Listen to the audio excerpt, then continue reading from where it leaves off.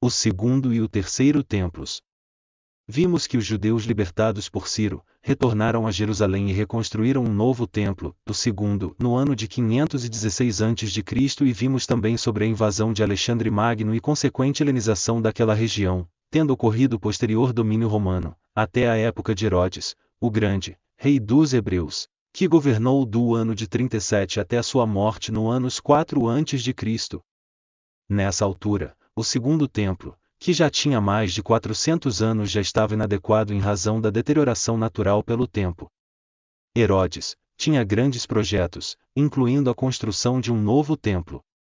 Ele edificou esse novo templo com uma estrutura monumental, tendo iniciado em 18 a.C. e concluído a parte principal em 10 anos, o que não contemplou os pátios exteriores e as ornamentações. A conclusão integral se deu somente em 65 de nossa era. Após a morte de Herodes houve um período de grande tumulto em Jerusalém, com a colocação da Judéia sob o governo direto de Roma, tendo Herodes Antipas sucedido como governador da Galileia.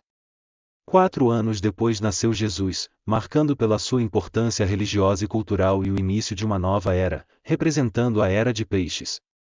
No ano 70 depois de Cristo, que é a nossa era atual, por questões tributárias e políticas, houve uma grande rebelião dos judeus contra os romanos, culminando com uma forte repressão de Roma, o que determinou a destruição definitiva do templo e a ocorrência da chamada diáspora judaica, que foi a dispersão dos judeus migrando para muitos lugares, incluindo a Europa, principalmente a Ibéria.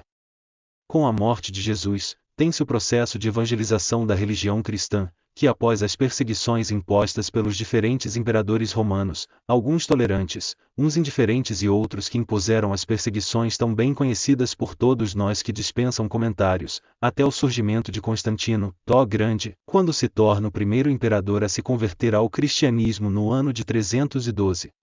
A sua mãe Helena, esposa de Constâncio Cloro, era cristã de nascimento e mais tarde seria canonizada como Santa Helena. Constantino foi a Jerusalém e reconstruiu muitas igrejas, inclusive a do Santo Sepulcro. Construiu sobre a cidade de Bizâncio uma nova cidade, que vem a ser Constantinopla, no Estreito de Bósforo, que viria a se tornar a sede do Império Romano do Oriente, Império Bizantino, em 395, que perduraria até a sua queda em 1453 pela invasão otomana. Com a morte de Constantino o cristianismo se consolidou, mas somente se tornaria religião oficial no ano de 380 por ordem do imperador Teodósio I, sacramentando o ato proclamado por Constantino em 313, o qual baixou a lei que garantia liberdade para cultuar qualquer deus. Isso seria fundamental para a futura conversão total do império à religião. Mais tarde, ocorreu a queda do Império Romano no Ocidente, no ano de 476, determinada pelas invasões bárbaras, enquanto que o Império Romano do Oriente continuaria.